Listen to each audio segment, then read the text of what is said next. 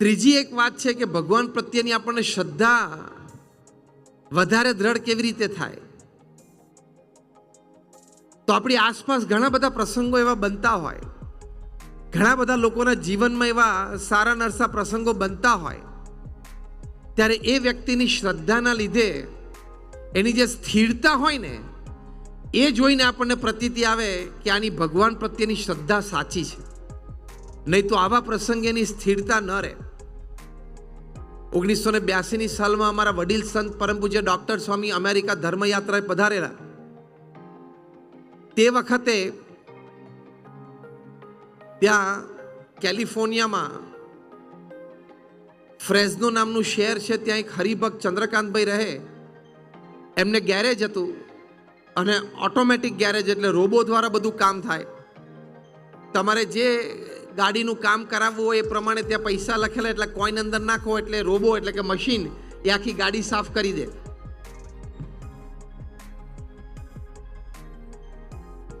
હવે કોણ જાણે કમ્પ્યુટરમાં સોફ્ટવેરમાં કોઈ વાયરસ આવ્યું હશે તો રોબો છે ગેરેજમાં આખી મશીનમાં ત્યાં ગાડી સાફ કરી નાખે, નીચેથી પછી એન્જિન ઘસી નાખે.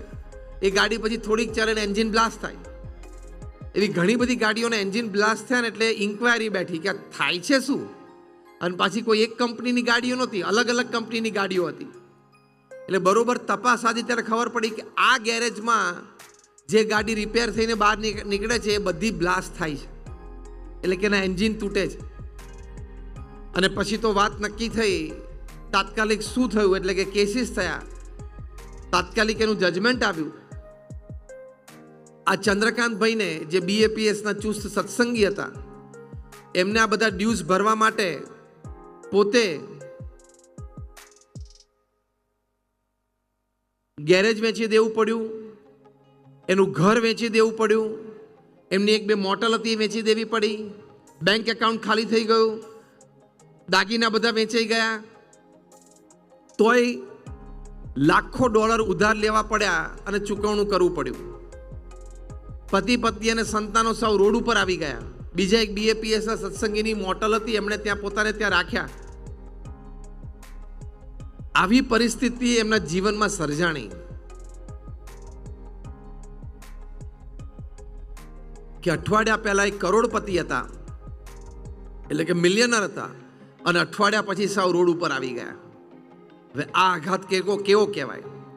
આ આઘાતને ઝીલવો એ અત્યંત અઘરો છે. તે વખતે પરમ પૂજ્ય ડોક્ટર સ્વામીને ખબર પડી એટલે એમણે ફોન કર્યો આશ્વાસન આપવા માટે, દિલાસો આપવા માટે. ત્યારે ચંદ્રકાંતભાઈએ ડોક્ટર સ્વામી બોલે પહેલા પોતે બોલ્યા કે સ્વામી, જો અમેરિકા આવ્યો હતો ને ત્યારે ખિસ્સામાં $10 હતા, મહેનત કરી અને આ બધું ઊભું કર્યું. ભગવાનની ઈચ્છાથી બધું ઊભું થયું. આ બધું ગયું એ પણ ભગવાનની ઈચ્છા છે, મારું કંઈક પ્રારબ્ધ હશે જે મારે ભોગવવાનું જ છે. આપણે પ્રામાણિકતા અને નીતિમત્તા મૂક્યા નથી. કાલ સવારે આપણે પાછી મહેનત કરશું, ભગવાનની ઈચ્છા હશે તો આપણે કમાઈશું, અને નહીં કમાઈ શકીએ તો દેશમાં પાછા જતા રહેશું. ત્યાં ગામડે આપણી ખેતી છે, પહેલાં આપણે ખેતી જ કરતા હતા. ડૉક્ટર સ્વામીને આશ્ચર્ય થયું કે આવી પરિસ્થિતિમાં આવી સ્થિરતા, આવા સંજોગોમાં આવી વિચારધારા, આ ભગવાન પ્રત્યેની પૂર્ણ શ્રદ્ધા ના હોય ને તો શક્ય જ નથી. ભલભલા માણસો આમાં ડિપ્રેશનમાં ને સ્ટ્રેસમાં જતા રહે. ભલભલા માણસો છે એ આમાં આત્મહત્યા કરી બેસે, એવા પ્રસંગો બન્યા છે.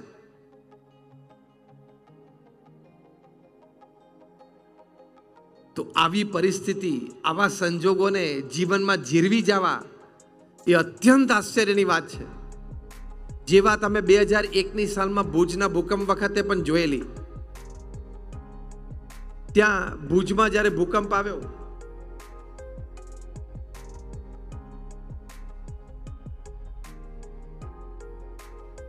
ભુજમાં જ્યારે 2001માં ભૂકંપ આવ્યો ત્યારે ભયંકર પરિસ્થિતિ સર્જાયેલી.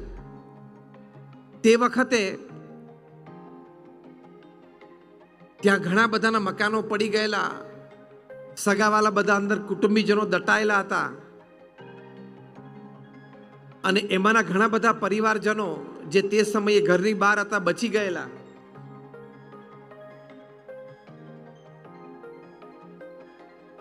એ લોકોમાં ઘણી બધી સ્થિરતા અમે જોયેલી. એ લોકોમાંથી ઘણા બધા તો BAPSના સ્વયંસેવકો હતા જે આ રિલીફ વર્ક દરમિયાન એટલે કે રાહત પ્રવૃત્તિમાં જોડાયેલા. એ વખતે ઇઝરાયલ ગવર્મેન્ટની ડિઝાસ્ટર મેનેજમેન્ટ ટીમ આવેલી, મિસ્ટર શોલોમ ત્યાં આવેલા. એમને જ્યારે ખબર પડી કે આ BAPSના કેમ્પમાં ગરમ ગરમ તાજું ભોજન પીરસવામાં આવે છે અને એમાં ઘણા બધા સ્વયંસેવકો જે સેવામાં જોડાયા છે, એમાંથી અમુક એવા છે કે જેમના ઘર હજી પડી ગયેલા છે, એ ઘરના કાટમાળ હજી હટ્યા નથી અને કાટમાળની નીચે એના પિતા, એના માતૃશ્રી, એના ભાઈ, એના બેન એ બધા દબાયેલા છે. હજી એમની એટલે કે મૃતદેહો બહાર કઢાયા નથી. એ પોતે એકલા જ બચેલા છે. ઘણા બધાના 4, 5, 7 અને 8 પરિવારજનો એ કાટમાળ નીચે દબાયેલા એના મૃતદેહ હતા. છતાં એ લોકો આ BAPS સંસ્થા દ્વારા ચાલતી રાહત પ્રવૃત્તિમાં સ્વયંસેવક તરીકે રસોડામાં પીરસવા માટે ઊભા રહેલા. મિસ્ટર શોલોમને એમ થયું કે આ કેટલી આશ્ચર્યની વાત છે. આ પ્રસંગે તો કોઈ ત્યાં રડી પડે, ડિપ્રેશનમાં જતો રહે, સ્ટ્રેસમાં, તણાવમાં અનુભવે અને આત્મહત્યા કરી બેસે. પોતે એવું બોલ્યા કે પશ્ચિમના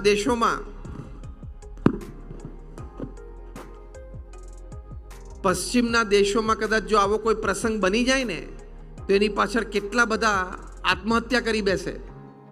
પણ અહીંયા બધાની સ્થિરતા આપણે જોઈએ છીએ તો એ આશ્ચર્યકારી છે.